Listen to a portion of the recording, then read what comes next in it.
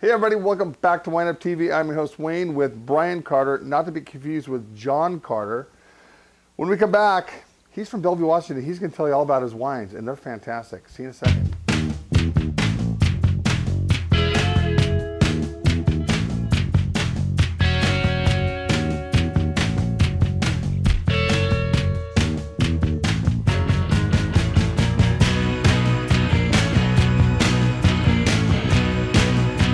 Welcome back to WineupTV.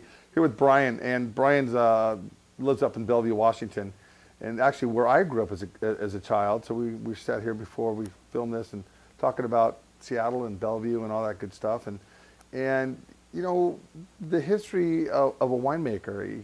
You actually grew up here in Oregon, didn't you? Yeah, I grew up in Corvallis. Yeah, Corvallis. He has a degree in microbiology. Microbiology. Somebody gave you like a little microscope when I was 11 years old, and that was where I it. am now. I've been looking at a microscope ever since. Yeah, which is actually pretty cool. You know, getting everybody's story out on film is what I do and what I like to do. And yesterday, Kerry came in, and Kerry's a rep for your wines, and went through the lineup. And then he said, well, I said, we should do a show on these wines. He goes, well, you know, Brian will be in here tomorrow.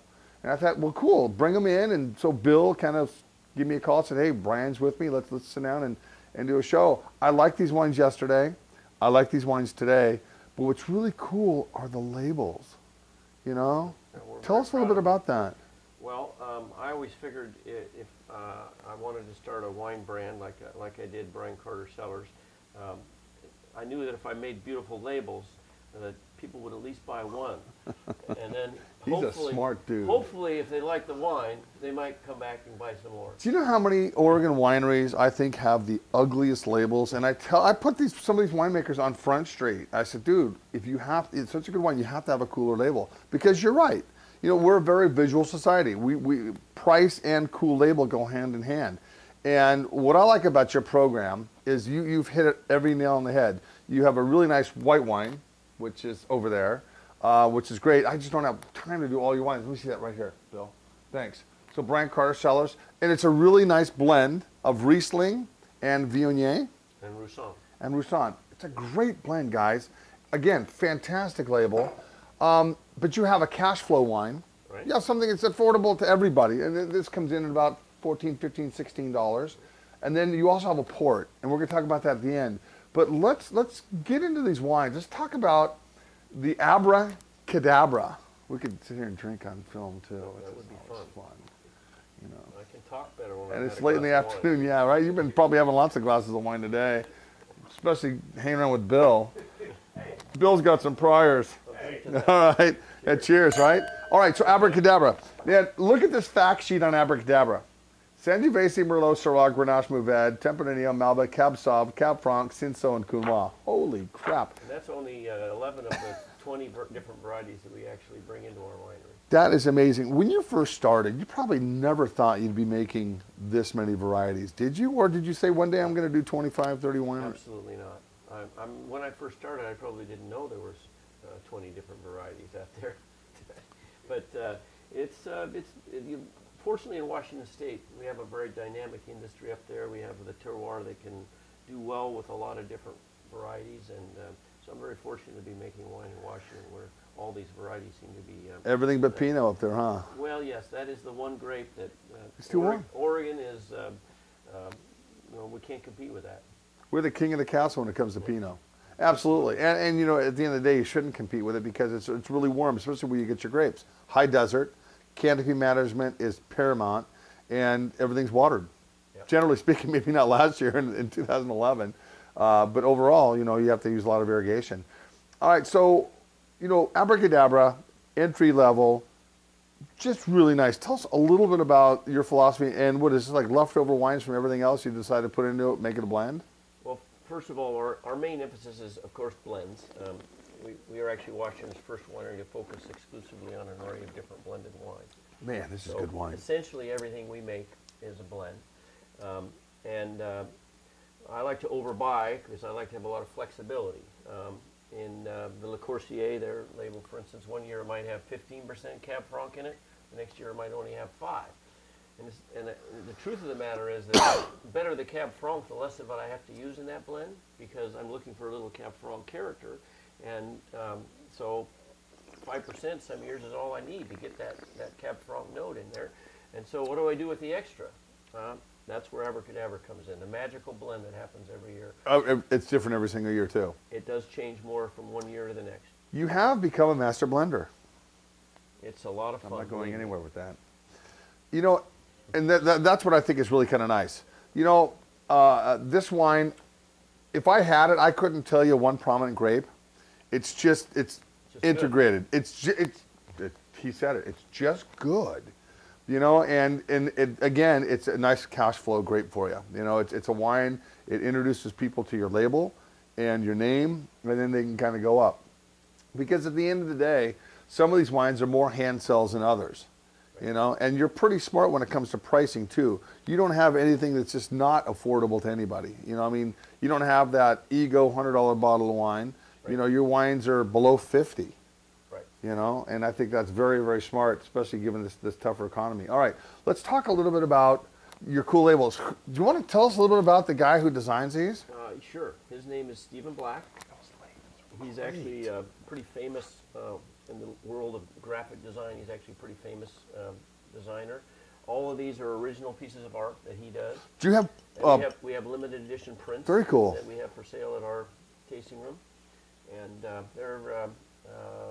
we get a lot of positive comments on it. You know what? I'll tell you something, especially when it comes to men, red and orange pop out at us. And that's some of the colors that we're really attracted to.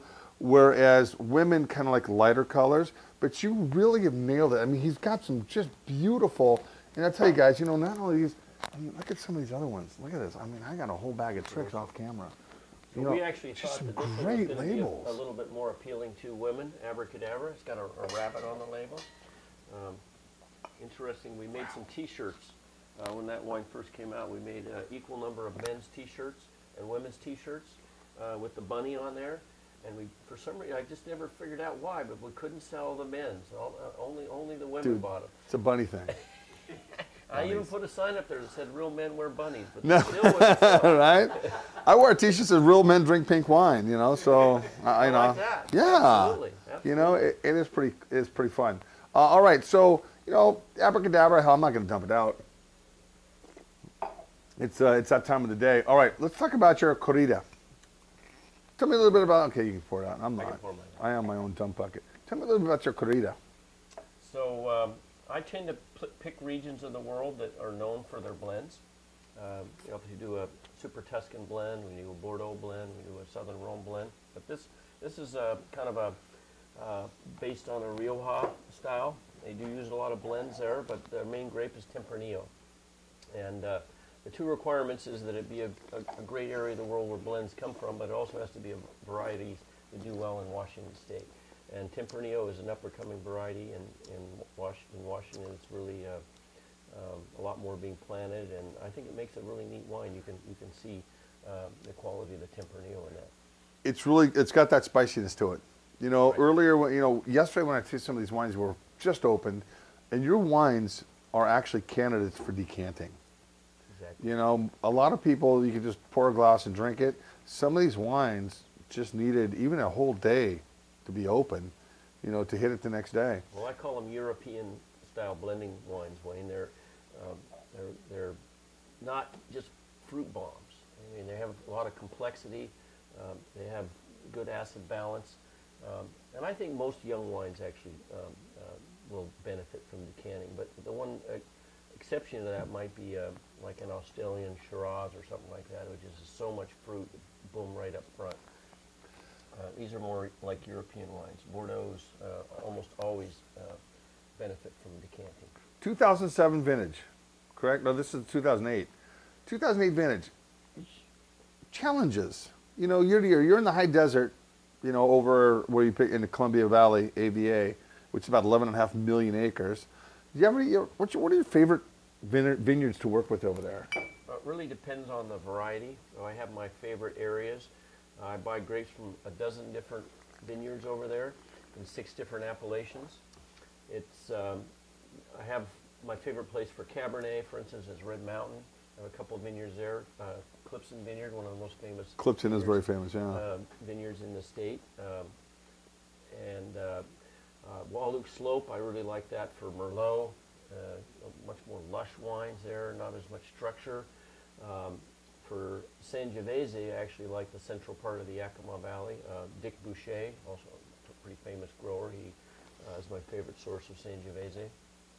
I have a vineyard a little bit east of there, between Red Mountain and the Grandview area. That's where I kind of like to get my Grenache from, mainly. But I also get from secondary sources. A little bit cooler area Cabernet, that's what I use in my Tutoroso blend. A little bit warmer area Cabernet is what goes into the Le Corsier. So lots of different colors that I have on the palate. So that's a lot to manage and maintain too, especially prior to harvest.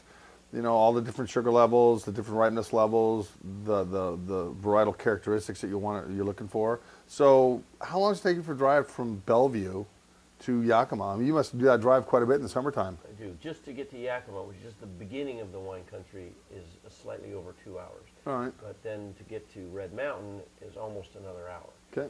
So it's basically a 3-hour drive to Red Mountain. Then I go to the Walluk Slope. It's a long day. Not unusual for me to get up at 6 o'clock in the morning, drive to the vineyards, and get home at 10 o'clock at night. Yeah, but this is your passion. It's what you've been doing for 32 years. And you weren't like working for Microsoft and wanted to make some wine on the side. From Bellevue, Washington, I asked him, what the hell, Bellevue? Out of all places. So he's got a little winery in Woodinville, right. And that's quite the aspiring little wine community. It is. About a half hour from where my home is in Bellevue. And we actually are one of the newer comers in Woodinville, because obviously a little winery called Chateau Saint Michel has been there for 37 years, I think. And then how about, I thought 1925, maybe it's still 37 years. How about right across the street, Columbia Valley, or Columbia Winery? Columbia Winery. And then Red Hook, is that still next to Columbia Winery? It is, yeah. I like Red Hook beer, it's good but stuff. But there's now, it's hard to believe, but since we've only been there for 6 years, but since we arrived, the number of wineries and tasting rooms in the Woodinville area is actually more than doubled. There's actually over 80 tasting rooms and wineries now in Woodinville. I think it's cool because it makes people from Seattle have access to wines that are pretty much made over in, exactly. Central Washington. So it's pretty cool. And I didn't turn my phone off, didn't you? Tell me to turn the ringer down. My bad. All right. So this, just again, very nice blend. Corrida, what's the retail on this roughly? About 30 bucks. About 30 bucks a bottle, guys. Maybe outside of some of your comfort zones, but to me it's not. It's just really nice. All right, I know. I'm drinking, I'm talking, you're lagging, you're drinking now. It's 4 o'clock, it's Wednesday. We don't have a wine class tonight, thank God. And I'll probably end up going out to dinner. So, all right, let's, I'm not hurrying you along or anything, I'm just thirsty. Let's talk about the Le Corsier. This is a 2007 vintage. Right Bank wine, Merlot based. Tell me a little bit about this. It is about 54% Merlot. It has all 5 classic Bordeaux varieties. I'm sure everybody can tell me what the 5 classic Bordeaux varieties is. Well, I'll start with Cabernet Sauvignon, and we can go to Merlot, Cabernet Franc, Petit Verdot, and Malbec. There you go. I've always been a big Bordeaux guy. I have been. And I think Washington State does really well with blends. And you've always been a big blender. But the neat thing with being a blender is every year you have your fruit that's different. Your Petit Verdot may be riper one year than another, your Merlot. And so at the end of the day, being a scientist like you are with a background, is you take the best of everything and just, your blending trials must be very interesting and going through them all. Right. So for instance, when I blend this wine, Le Corsier, I probably have 7 or 8 different lots of Cabernet available to me. Like I might do one with a native fermentation from the same vineyard and one with a inoculated fermentation. Might have different barrel lots. I probably have 5 different Merlots, 4 different Malbecs, 3 different Cab Francs, and 2 or 3 different Petit Verdots. Is that all in a partridge in a pear tree? I mean, I was just kind of. And so there, you'd imagine like almost 30 plus, probably 30 wines on the table there, and my job is to figure out how to make the best wine out of those. And that's got to be challenging because, like you said, you have 30 wines, and then you want to take a percentage of this and this and this and this and this and just kind of go on from all that, you know, knowing that every year it's going to be a little bit differently. Right. Yeah. And the blending is a great tool because you can actually moderate some of the changes between vintages. But if I have two choices, I can let's say I'm blending away. I often do bring out the previous vintage, and I'll compare with what I'm doing this year with what I've done in the past.